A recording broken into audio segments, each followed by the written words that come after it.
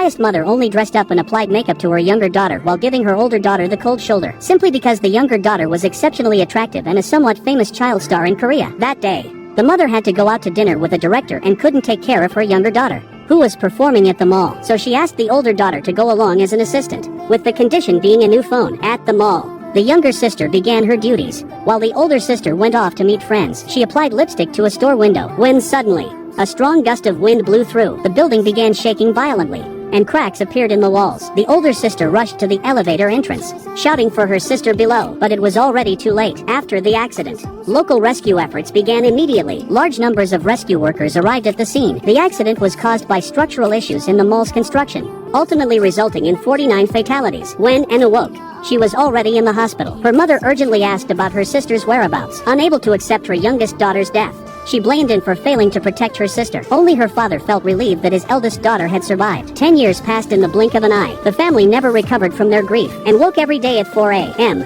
throwing herself into work to distract herself from her dark thoughts. Besides managing the bathhouse, she cared for her mother, who had sunk into despair. Neighbors gossiped behind her back, saying that since she'd used the money from selling her daughter to start her business, she should pull herself together and move on with her life, and bought a cake especially for the anniversary. After taking a couple of bites, she went to her father's restaurant. Ever since the youngest daughter's death, her father had separated from his wife and daughters. They never visited during holidays or festivals. The departed are gone, yet the living family has turned into enemies. But this pain became Annie's driving force. She studied architectural design diligently and took on part-time work creating model drawings for construction companies. When she spotted flaws in the blueprints, she confronted the clients head-on. It was precisely this earnest attitude that caught her boss's eye, leading him to make an exception and hire her.